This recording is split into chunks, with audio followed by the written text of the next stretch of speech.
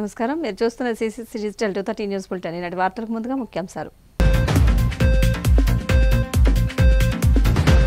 విశాఖ కలెక్టరేట్లో ప్రజల నుంచి వినతులు స్వీకరించిన మంత్రి అనగాని సత్యప్రసాద్. భూములు ఇచ్చిన నిర్వాసితులకు పూర్తి న్యాయం చేస్తామని భరోసా. పట్టణంలో అభివృద్ధి పనులను వేగవంతం చేయండి. భీమవరం మున్సిపల్ సమీక్ష సమావేశంలో అధికారులకు ఎమ్మెల్యే అంజిబాబు ఆదేశాలు. జిల్లాలోని నిరక్షరాస్యులను అక్షరాస్యులుగా తీర్చిదిద్దేందుకు సంబంధిత అధికారులకు కృషి చేయాలి. పిలుపునిచ్చిన పశ్చిమ గోదావరి జిల్లా కలెక్టర్ నాగరాణి.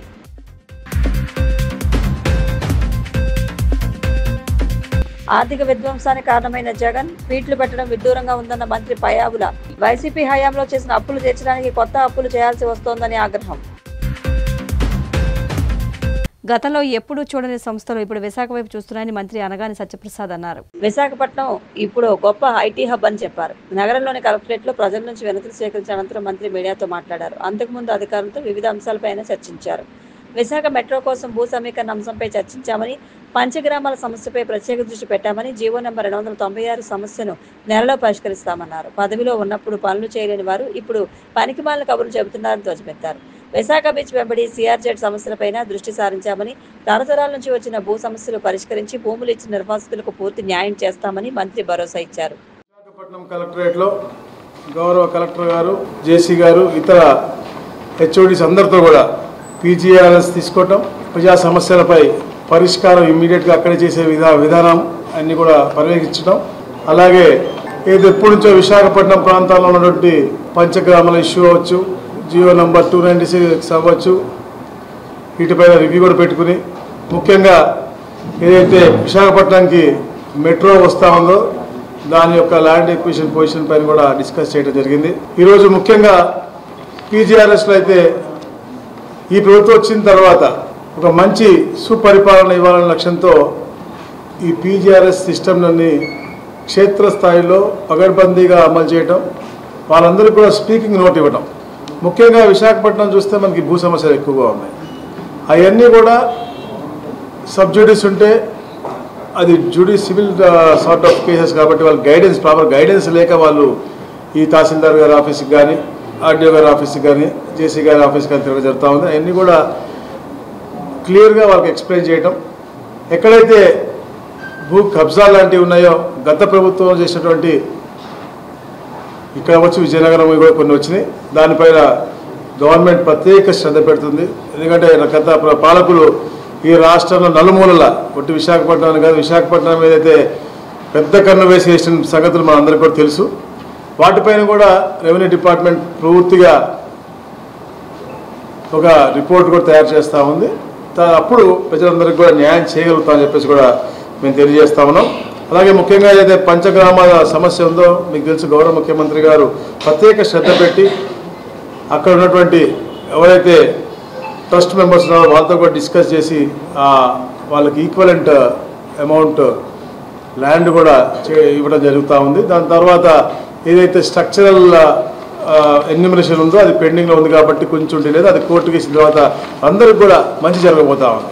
ఏదైతే పేదలు ఎప్పటి నుంచో అది కళ, ఈ పంచగ్రామాల యొక్క సొల్యూషన్ రావాలనేది అది త్వరలో రాబోతా ఉందని చెప్పి కూడా ఒక చాలా ఆనందంగా తెలియజేస్తా ఉన్నాం. మరి ముఖ్యంగా విశాఖపట్నాన్ని ఒక ఐటీ హబ్గా, అలాగే రాబోయే రోజుల్లో రాష్ట్రంలో అన్ని మూలల్లో కూడా సమానంగా అభివృద్ధి చెందాలని చెప్పి లక్ష్యంతో ఈ కుటుంబ ప్రభుత్వం పనిచేస్తూ ఉంది. అందుకనే తిరుపతిలో ఎలక్ట్రానిక్ సెంటర్స్ అవ్వచ్చు, మనకి బెంగళూరు నుంచి ఓరోకల్ మధ్యలో ఉన్నటువంటి సత్యసాయి జిల్లా అన్నీ కూడా ఏరోస్పేస్ కానీ, డిఫెన్స్ కానీ ఇట్లా అభివృద్ధి చెందుతూ ఉంది. ముఖ్యంగా విశాఖపట్నం ఐటీ హబ్ చేయాలని చెప్పేసి లోకేష్ గారు చాలా శ్రద్ధతో ఎప్పుడు ఆంధ్రప్రదేశ్కి చూడడానికి కొన్ని సంస్థలు, టీసీఎస్ అవ్వచ్చు, కాంగ్రెస్ అవ్వచ్చు, గూగుల్ అవ్వచ్చు, డేటా సెంటర్ అవ్వచ్చు, సత్వా లాంటి పెద్ద పెద్ద బిల్డర్స్ అంటే ఈరోజు తెలియనటువంటి మూర్ఖులు మాట్లాడుతున్నారు ఈ ప్రాంతంలో, ఏదో దారాదత్తం చేస్తూ ఉన్నారని. దారాదత్తం అంటే ప్రజల హితం కోసం, రాబోయే తరాల కోసం, రాబోయే యువతకి ఉపాధి కల్పించే విధంగా ఈ ప్రభుత్వం భూములు ఇస్తుంది, కానీ ఎక్కడ కూడా వాళ్ళ దోచుకోవడం కాదు. ఈరోజు మేము పీజీఆర్ఎస్లో కూర్చుంటే గత పరిపాలనకు దోచుకున్న ల్యాండ్ల గురించి వస్తూ ఉన్నాయి తప్ప ఎక్కడ కూడా వారు ఈ మంచి పని చేశారు, ఈ ప్రభుత్వ భూమి ఈ దీనికి ఉపయోగపడిందని చెప్పి ఎక్కడ కూడా చెప్పేదానికి ఏది కూడా లేదు గత 5 సంవత్సరాల వాళ్ళు 1924లో పదవిలో ఉన్నప్పుడు ఏమీ చేయకుండా ఈ ప్రాంతానికి ఈరోజు చేస్తుంటే దాని మీద బురద జల్లే కార్యక్రమం చేస్తూ మనం నిన్న చూసిన పత్రికా సమావేశాల వాళ్ళే. విశాఖపట్నం రాబోయే రోజుల్లో ఒక అద్భుతమైన ఐటీ కారిడార్గా హైదరాబాద్లో మనం ఈరోజు దిగితే ఎలాగైతే మనకి మ్యాన్హాటన్ గుర్తు వస్తుందో రింగ్ రోడ్ నుంచి మనం జూబ్లీస్ పోయే లోపల దానికంటే అత్యధిక స్థానంలో ఈ విశాఖపట్నం రాబోయే రోజుల్లో ఉండబోతుందని చెప్పేసి కూడా నేను తెలియజేస్తా ఉన్నాను. భీమవరం పట్టణంలో అభివృద్ధి పనులను వేగవంతం చేయాలని, కాలయాపన లేకుండా పనులను సకాలంలోనే పూర్తి చేయాలని రాష్ట్ర public accounts committee chairman MLA Pulaparthi Ramanjaneyulu అన్నారు. పశ్చిమ గోదావరి జిల్లా భీమవరం మున్సిపల్ సమీక్ష సమావేశాన్ని మంగళవారం నిర్వహించారు. ఈ సందర్భంగా ఎమ్మెల్యే అంజిబాబు మాట్లాడుతూ పట్టణంలో జరుగుతున్న అభివృద్ధి పనులు ఎట్టి పరిస్థితుల్లోనూ ఆగకూడదని, ప్రభుత్వం నుంచి కాంట్రాక్టర్లకు నిధులను అందించే బాధ్యత తమదని, ఒక పని చేయాలంటే 6 నెలలు లేక ఏడాది పడుతోందని, కాలయాపన లేకుండా త్వరితగతిన పనులు పూర్తి చేయాలన్నారు. ప్రస్తుతం చేయాల్సిన 81 పనులను కూడా పూర్తి చేయాలని, చాలా చోట్ల మంచినీటి సమస్యలపై ఫిర్యాదులు వస్తున్నాయని, శివారు ప్రాంతాలకు కూడా నీటిని అందించాలన్నారు. రెవెన్యూ లోటు లేకుండా చూడాలని, అధికారులు చిత్తశుద్ధితో పనిచేయాలన్నారు. ప్రజల నుంచి ఫిర్యాదులు వస్తే 24 గంటల్లోగా సమస్యను పరిష్కరించేలా చర్యలు తీసుకోవాలని మున్సిపల్ కమిషనర్కు సూచించారు.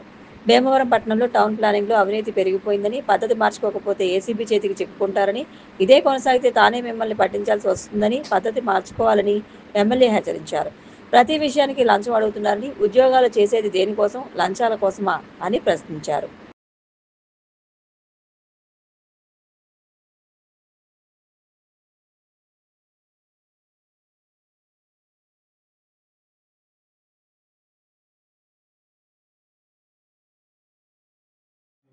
చాలా స్లోగా ప్రోగ్రెస్. భీమవరం మున్సిపాలిటీలో ఒక వర్క్ మొదలు పెడితే 6 నెలలకు కూడా అది పని పూర్తి అవ్వని పరిస్థితి వచ్చింది. ఇప్పుడు మన గవర్నమెంట్ వచ్చిన తర్వాత మీరు చేయించే వర్క్ పేమెంట్ ఇవ్వడానికి ఇబ్బంది ఏంటి? మనం ముందులాగా ఇక్కడ పేమెంట్ కాదు సార్, అది కూడా నిధి పనులు సీఎంఆర్ అవుతుంది, అది అవ్వట్లేదు సార్, పేమెంట్ అవ్వట్లేదు. వెంటనే పేమెంట్ ఇచ్చి ఏర్పాటు చేయడానికి ఆలోచన చేస్తాను. కాంట్రాక్టర్ కూడా చెప్పండి, ఈ గవర్నమెంట్ చేసిన వర్క్కి పేమెంట్ ఖచ్చితంగా ఇచ్చేస్తాం. ఏ సిస్టమ్ లో పనిచేస్తుంది, ఎలా చేస్తుంది అనేది ఇంకా చెప్పలేదు. ఈ కొత్త వర్కులు మన గవర్నమెంట్ చేసే వర్కులు అందరికీ పేమెంట్ ఇచ్చేస్తాం. పేమెంట్ అది డౌట్ లేదు. కాకపోతే అడ్జస్ట్మెంట్ కోసం కొంచెం టైం పడుతుంది తప్పితే పేమెంట్ ఇబ్బంది లేదు. మీ స్పీడ్గా వర్క్ చేయించండి, చేస్తాం. ఏ వర్క్ చేసినా కనీసం 6 నెలలు 8 నెలలు సంవత్సరం పడుతుంది. ఇది నెలలో చేసే వర్క్ కూడా కనీసం 3 months ఆ పని పూర్తి ఏర్పాటు చేయాలి. ఆ ఏర్పాటు చేయడానికి వాళ్ళు చెప్పే ఇబ్బంది ఏంటంటే, మేము గతంలో కొన్ని వర్కులు చేసాం, మా పేమెంట్ రావడం లేదు, ఆ పేమెంట్ పాత పేమెంట్ సరిలేదు, కొత్తగా వర్క్ మొదలెట్టిన తర్వాత కూడా మీకు పేమెంట్ ఇవ్వట్లేదని చెప్పి వాళ్ళు మా దగ్గర తీసుకురావడం జరిగింది. వాళ్ళకి పేమెంట్ ఎలా ఇవ్వాలి ఏంటి, నేను వాళ్ళకి కాంట్రాక్టులు అందరూ కొంతమంది వచ్చినట్టున్నారు. కొంత మొబిలైజేషన్ అడ్వాన్స్ నేను ఇస్తాను, మీరు పని చేయండి, పని చేసిన తర్వాత బిల్లు వచ్చే ఏర్పాటు చేయడానికి నేను ఆలోచన చేస్తాను. మీరు ఎంతమంది పని చేస్తున్నారు, ఎవరికి మొబిలైజేషన్ అడ్వాన్స్ కావాలి చెప్పండి, నేను అరేంజ్ చేస్తాను. ఇప్పుడు చేసి ఈ గవర్నమెంట్ లో చేసిన పనికి పేమెంట్ ఖచ్చితంగా వస్తుంది, దాంట్లో ఏ మాత్రం సందేహం లేదు, మీకు డౌట్ పడక్కర్లేదు. అడ్జస్ట్మెంట్ లో కొంచెం ఆలస్యం అవుతుంది తప్పితే మీకు పేమెంట్ ఇబ్బంది లేదు. పాత గవర్నమెంట్ లో చేసిన వర్క్కి బిల్లు ఏమవుతాయి అంటే నేను చెప్పలేను, కానీ కొంతమంది కాంట్రాక్టులు కనీసం మొబిలైజేషన్ కూడా మా దగ్గర డబ్బులు లేవండి, పని చేయలేమంటే నా దృష్టికి తీసుకురండి, నేను వాళ్ళకి ఏర్పాటు చేసి మీకు సపోర్ట్ చేస్తాను. మీరు ఇన్ టైం లో వర్క్ చేశారు చెప్పండి. 10 lakhs లోపు బిల్స్ వచ్చినాయి కదా? వచ్చినాయి, మాకు లేవు సార్. 10 lakhs లోపు లేవు అండి, పై ఉన్నాయండి. మాది 50 lakhs చిన్న కాంట్రాక్ట్ అండి, మాకు పెద్ద అమౌంట్. అది 2 వర్కులు పెండింగ్ అండి. కన్నూరు రాము గారు ఇంతే డ్రైన్ ఒకటి అంటే కాలువాత 35 ఒకటి అండి. చేద్దామంటే ఒక పేమెంట్ పడితే చేద్దామని చెప్తున్నాను. మీకు పేమెంట్ వచ్చి ఏర్పాటు చేస్తాం. ఒకవేళ మీకు ఏమైనా ఎఫ్ఐ ఇబ్బంది ఉంటే మొబిలైజేషన్ కూడా నేను ఏర్పాటు చేస్తాను. పై కూడా వచ్చి పర్లేదు, మీరు నయా పైసలతో సహా మీ బిల్స్ పేమెంట్ వచ్చి ఏర్పాటు చేయడానికి నేను ఆలోచన చేస్తాను. టౌన్ ప్లానింగ్ అధ్వానంగా ఉంది, హైయెస్ట్ కరప్షన్. ఎవరు కూడా నార్మ్స్ ఉపయోగించుకోకుండా కన్స్ట్రక్షన్ చేసేవాళ్ళ దగ్గర మీరు డబ్బులు బాగా డిమాండ్ చేయడం, ఈ విధానం మారకపోతే మీరు వెళ్ళిపోతారు. చాలా కమిషనర్ గారు చాలా బ్యాడ్గా ఉంది. టౌన్ ప్లానింగ్ అనేది విపరీతమైన కరప్షన్తో చాలా ఎక్కువగా ఉంది. దీని మీద మీరు విధానం మార్చుకోవాలి. మీరు విధానం మార్చుకోకపోతే ఎమ్మెల్యే గారు మంచివారు ఏమి అర్థమంటున్నారు అనుకుంటున్నారేమో. మీకు వెనకాలే ఉంది సిబిఐ. నిర్దాక్షిణ్యంగా సిబిఐకి పట్టించేస్తాం.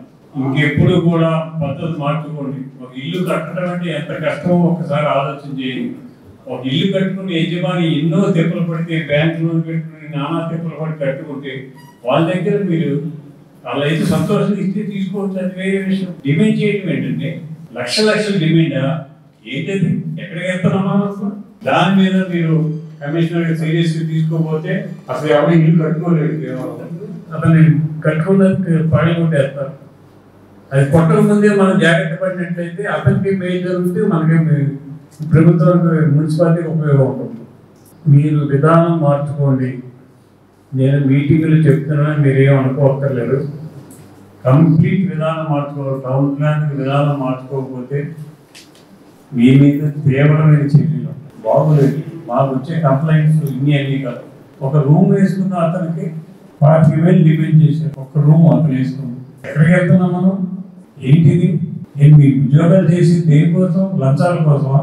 ఈ విధానం రెక్టిఫై చేసుకోకపోతే మీకు పనిష్మెంట్ తీవ్రంగా ఉంటుంది. తర్వాత నేను చేయగలిగేది మీరు చేయగలిగేది ఏమన్నా గాలిలో ఉంటారు మీ ఉద్యోగాలు. అది ఆలోచించుకుని పనిచేయండి. మీ రిపోర్ట్ అసలు ఏమీ బాగోలేదు. సిస్టమ్ మార్చుకోకపోతే మీరు ఇంటికి వెళ్ళిపోతారు. ఏం చేయాలి? దేనికి వచ్చారు? మీరు ఉద్యోగం దేనికి చేయాలనుకుంటున్నారు? గవర్నమెంట్ మీకు ఉద్యోగం దేనికి ఇచ్చింది? ఉద్యోగం చేయడానికి లంచాలు తీసుకుంటారు. డోర్ కలెక్షన్ ఎందుకు పెట్టట్లేదు? డోర్ టు డోర్ 10% జరుగుతుంది సార్. 10% జరగట్లేదు. ఒక అక్కడక్కడ ల్యాబ్స్ ఉన్నాయి సార్. సన్నలు అక్కడ పాన్ కార్డు ఉన్నాయి సార్. అవి కూడా ఐడెంటిఫై చేసాము. 100% తడి చెత్త పొడి చెత్త 2 కప్పులు ఇచ్చి అది డోర్ టు డోర్ కలెక్షన్ పెట్టినట్లయితే శానిటేషన్ శుభ్రంగా ఉండే అవకాశం ఉంటుంది. దానికి ప్రత్యేక శ్రద్ధ తీసుకోండి. మొన్న పేపర్లో చూసాను, ఎక్కడో ఒక వీధి మొత్తం శానిటరీ వ్యాన్ వస్తుందంటే లేడీస్ అందరూ టబ్బులు పట్టుకుని నించుని ఉన్నారు. కొంతమంది లైన్లో నించుని ఉన్నారు. అవి ఎంత కలెక్ట్ చేసి పెట్టారు. రోడ్డు మీద చెత్త పోగు పెట్టకూడదు అనే ఆలోచన మనకి రావాలి. ఇప్పుడు డైలీ మార్కెట్ ఉంది. అది చెత్త రోడ్డు మీద పెద్ద కుప్పకెళ్ళి పెడుతున్నారు. ఆ డైలీ మార్కెట్లో ఫిష్ అమ్ముకునేవాళ్ళు, కోళ్ళు అమ్ముకునేవాళ్ళు వాళ్ళ చెత్త వాళ్ళు డబ్బాల్లో కలెక్ట్ చేసుకుని ఉంచుకోవాలి. పట్టుకొచ్చి రోడ్డు మీద పోయింది కాదు. అదంతా కూడా రోడ్డు మీద పోతున్నారు. వేస్ట్ పెట్టుకోవడానికి టబ్బు కంపల్సరీగా ఉండాలి. ఆ వేస్ట్ ఆ టబ్బులోనే వేయాలి. రోడ్డు మీద పట్టుకుని ఇవ్వకూడదు. మన మున్సిపాలిటీ వెహికల్ వచ్చినప్పుడు, చెత్త బండి వచ్చినప్పుడు దానికి అందించాలి అనే రూల్ ఖచ్చితంగా పెట్టండి. అది రెస్ట్ హౌస్ రోడ్లో కానీ ఇక్కడ మెయిన్ సెంటర్లో కానీ కుక్కల ఆపరేషన్ చేస్తే దాని తర్వాత జనరేషన్ తగ్గిపోద్ది అనుకోవడం ఎన్నింటికంటే కూడా మన భీమవరం పట్టణంలోని కుక్కల్ని పట్టుకుని ఫారెస్ట్ ఏరియాలో పట్టుకుని వదిలేసే ఏర్పాటు ఏమైనా చేయగలుగుతారా? చేయించండి. అది ఎట్లా? ఈ సమస్య చాలా ఎక్కువగా ఉంది. మనం ఒక ఆయన అయితే కాలు కలిసి పడిపోతే వెనకాల బ్యాక్ అత్యంత వేగవంతంగా అభివృద్ధి చెందే పట్టణాల్లో మన భీమవరం ముందు ఉంది. దీనికి కారణం ఇది ఒక ఎడ్యుకేషన్ హబ్గా తయారవటం, ఒక ఆటో హబ్గా తయారవటం, ఒక మెడికల్ హబ్గా తయారవటం, ఇతర రాష్ట్రాల నుంచి, ఇతర ప్రాంతాల నుంచి, ఇతర గ్రామాల నుంచి ఇక్కడ వచ్చి స్థిరపడేవాళ్ళు ఎక్కువ మంది అవటం వల్ల మన భీమవరం పట్టణం అత్యంత వేగవంతంగా అభివృద్ధి చెందుతున్న పట్టణానికి మౌలిక సదుపాయాలు ఏర్పాటు చేసినట్లయితే మరింత అభివృద్ధి చెందుతుంది. నాకు వచ్చిన కంప్లైంట్ ఏంటంటే మున్సిపాలిటీలో అవినీతి ఎక్కువగా జరుగుతుంది అని. దానివల్ల అభివృద్ధి ఆగిపోతుంది. అభివృద్ధి చెందాలి అంటే ఒక టీపీఓ గారి దగ్గరికి ఒక ప్లాన్ కోసం వెళ్తే వెంటనే అతను ప్లాన్ ఇచ్చి వాళ్ళని ఏమి ఆశించుకోకుండా పంపించినట్లయితే అతను వెళ్ళి సంతోషంగా ఇల్లు కట్టుకునే అవకాశం ఉంది.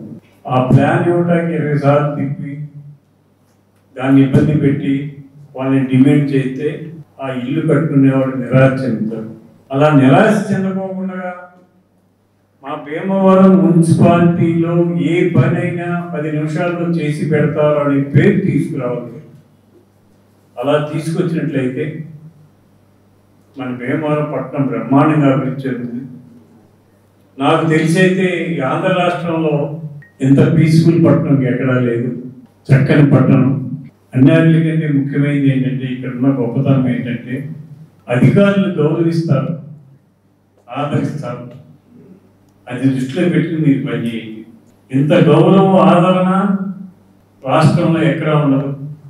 నేను నిజామాబాద్లో వర్క్ చేశాను. నిజామాబాద్ తెలంగాణ కరెంటు అర్థమానం ఎక్కువసార్లు ఆగిపోయింది. ఆ ఏఈని తీసుకొచ్చి నడి రోడ్డు మీద కట్టేసి తమాషా చేస్తున్నాం ఏంటని అడుగుతున్నారు పబ్లిక్. ఒక ఏఈని, ఒక అధికారిని నడి రోడ్డు మీద తీసుకొచ్చి ఆ కరెంటు పోలు కట్టేసి నీ ఇష్టం వచ్చినట్టు కరెంటు తీసేస్తున్నావు, తమాషా చేస్తున్నావు పబ్లిక్ అయితే అని అడిగాను. నేను కళ్ళాలో చూశాను ఆ విషయం. మరి ఇక్కడ అలా కాదు. ప్రతి అధికారిని గౌరవిస్తాం, ఆదరిస్తాం, ప్రేమలో చూస్తాం. మీరు దాన్ని ఉపయోగించుకోండి.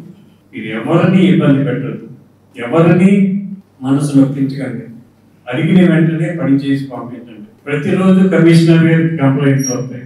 కంప్లైంట్ వచ్చిన వెంటనే ఆయన నోట్ చేసుకుని ఆ కంప్లైంట్ ని చెప్పిన మరుసటి రోజు కల్లా కంప్లీట్ చేసే విధంగా ఉంటారు. అక్కడ ఉన్నటువంటి రాజకీయ నాయకులు, ఉన్నటువంటి ఎమ్మెల్యేలు వాళ్ళందరి దగ్గర మనస్ఫూర్తిగా చెప్తున్నాను, భీమవరం రావాలంటే ఈ ఏరియా నాకు కొత్త అనుకున్నాను. కానీ ఇక్కడికి వచ్చిన తర్వాత ఇలాంటి ఎమ్మెల్యే నా లైఫ్ లో ఎప్పుడు చూడలేదు. ఎందుకంటే మనకు ఎటువంటి హాని కానీ లేకపోతే రకరకాల ఇబ్బంది పెట్టడం కానీ అంటే ఇతర ప్రాంతాల కానీ అలాగే ఇక్కడ ఉన్నటువంటి ఇంత స్వేచ్ఛ ఇచ్చేటువంటి మన శాసనసభలో మనకు దొరకడం కూడా మనం చూస్తాం. ఆయన మనకి ఇంత స్వేచ్ఛ ఇచ్చారు, మనల్ని ఏమీ అనట్లేదని చదువుగా తీసుకొని మనం పనిచేయకుండా అవినీతి న్యాయంగా మారితే మాత్రం ఆయన ఉపేక్షించారు. చూడడానికి సైలెంట్గా ఉంటారు కానీ తేడా వస్తే ఎలా ఉంటుంది అనేది కూడా నేను చూశాను. కాబట్టి మన సమస్యలు ఏదైనా ఉన్నా కూడా నేను ప్రాక్టికల్గా కూడా చాలాసార్లు ఆయన దగ్గర తీసుకెళ్ళగలిగింది. ఎవరికి చిన్న సమస్య ఉన్నా కూడా దాన్ని వెంటనే అప్పటికప్పుడే పరిష్కరించడం ఉంటుంది. కాబట్టి ఇటువంటి ఎమ్మెల్యే దగ్గర మనం చేయగలుగుతున్నందుకు మనకు ప్రజలకు సేవ చేయడానికి మంచి అవకాశం. మనం ఏదైనా మంచి పని చేస్తున్నామంటే ఎటువంటి పరిస్థితులు ఆడుతాం. కాబట్టి ఈ అవకాశాన్ని మనం అందరూ ఉపయోగించుకొని ఇప్పటిదాకా ఏ విధంగా ఉన్నా సరే ఎలిగేషన్స్ అన్నీ కూడా తొలగి మున్సిపాలిటీ ఎటువంటి పరిస్థితుల్లో కూడా అవినీతి అనేది లేకుండా ఫాస్ట్ గా డిస్పోజల్ అనేది ఎవరైనా ఏదైనా ఇమీడియట్ గా చేయాలి. ఇమీడియట్ గా చేసినప్పుడే ఆ కంప్లైంట్ ఎమ్మెల్యే గారి స్థాయికి వెళ్ళిందంటే మనం పనిచేయట్లేదు అన్నమాట. ఆయన దృష్టికి వెళ్ళిందంటే మనం పనిచేయట్లేదు. కాబట్టి అటువంటి తెప్పించుకోకుండా అందరూ కూడా జాగ్రత్త విషయాలు చెప్పారు. సర్వీస్ చేయాలనేసి పూర్ పీపుల్ వచ్చినా కానీ వెంటనే రెస్పాండ్ అయ్యి 5 minutes లో వాళ్ళకి ఏంటి సొల్యూషన్, మనం ఇది చేయము, ఒకవేళ చేయలేకపోతే చేయలేమని చెప్పాలి. అంతేగాని ఆఫీస్ చుట్టూరు తిప్పుకోకూడదు. ఏదైతే సార్ చెప్పారో మంచి విషయాలు అవన్నీ మీరు ఫాలో అవ్వాలని కోరుకుంటున్నాను.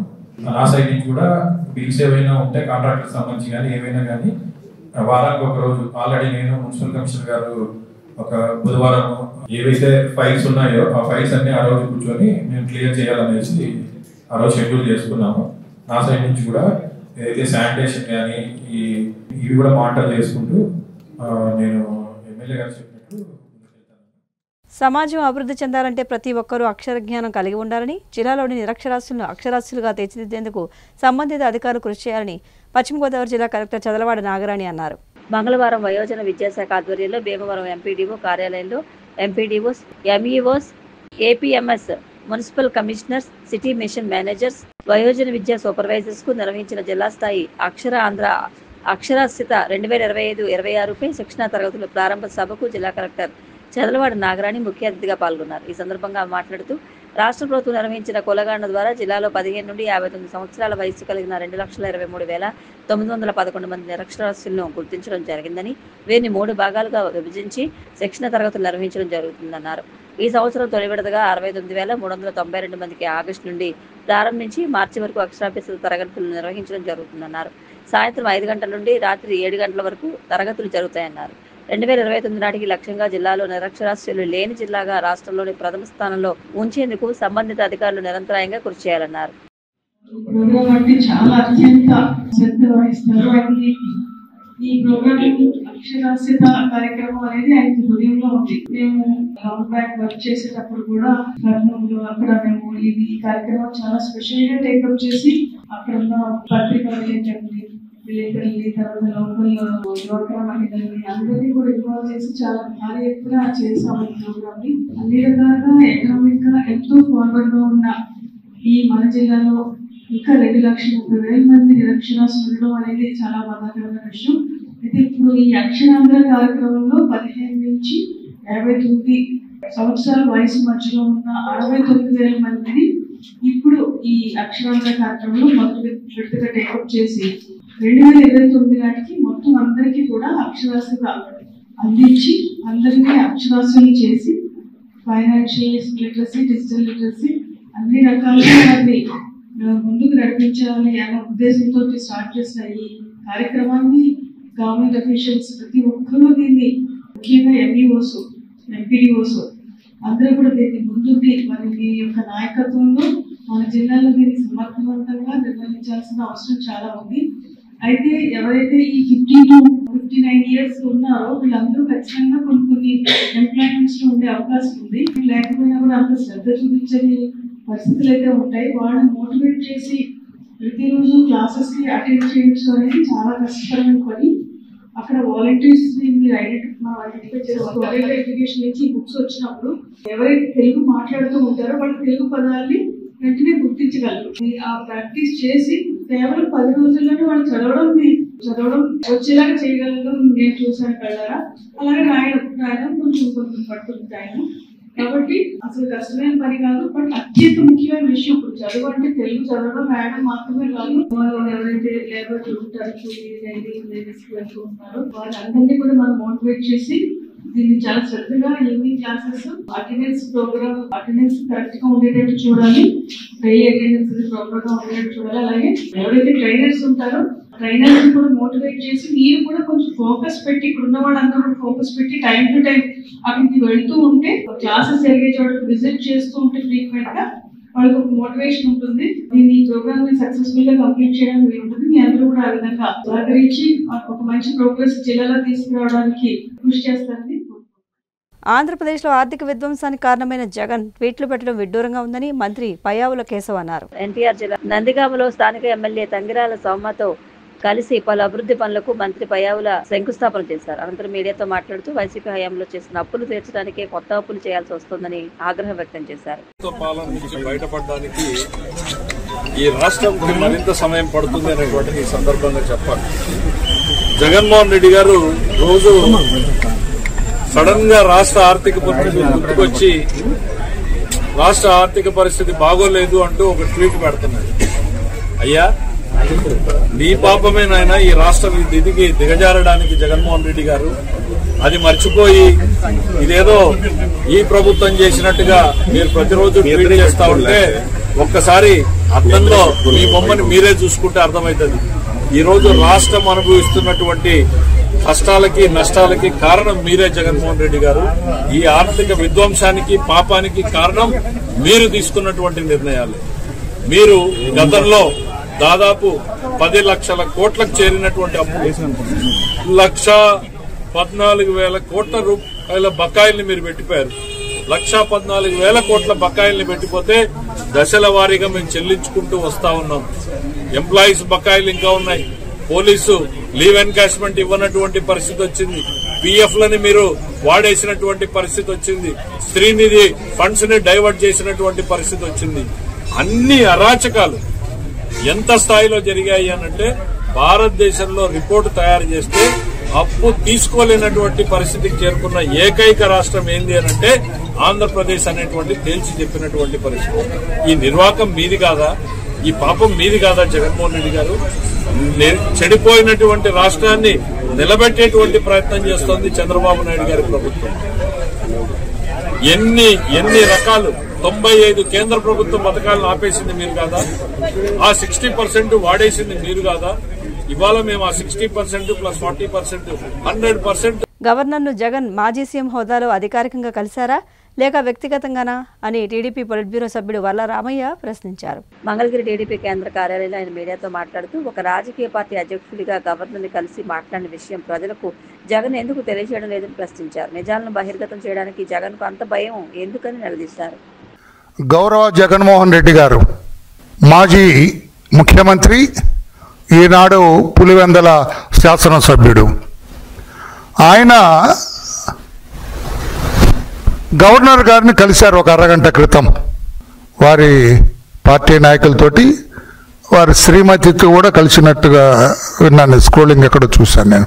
కానీ ఆయన గవర్నర్ గారిని ఎందుకు కలిశారు, గవర్నర్ గారితో ఏం మాట్లాడారు, గవర్నర్ గారికి ఎవరి మీద ఫిర్యాదులు చేశాడు, గవర్నర్ గారిని కలిసి గవర్నర్ గారు ఏమి చేయాలని అడిగారు, మరి బయట ఉన్న ప్రెస్ వాళ్ళకి మాత్రం ఆయన చెప్పలేదు. కార్యకరట వెళ్ళిపోయారట.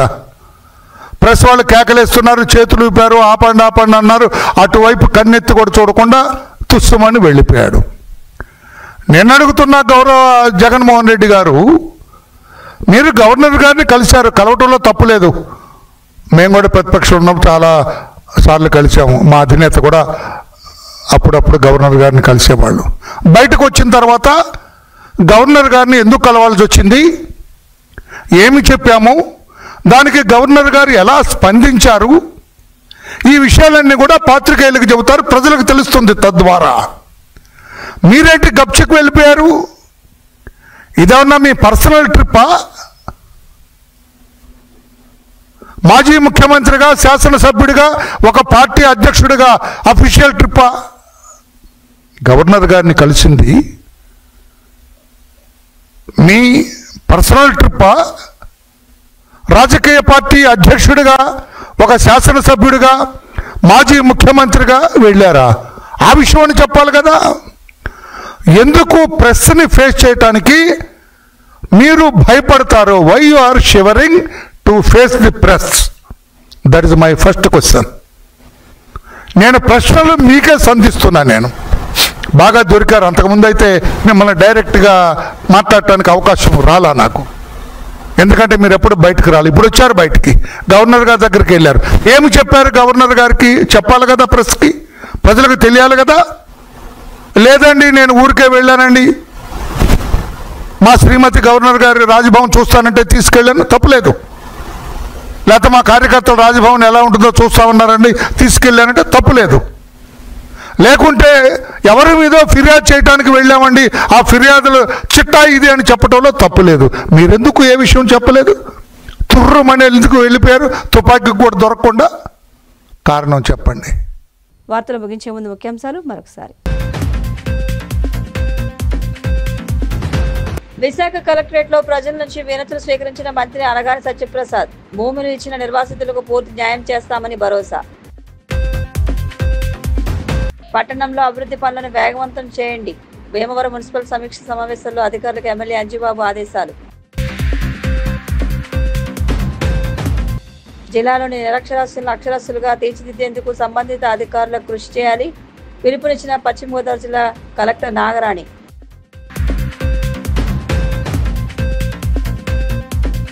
ఆర్థిక విధ్వంసానికి కారణమైన జగన్ పీట్లు పెట్టడం విడ్డూరంగా ఉందన్న మంత్రి పయావుల.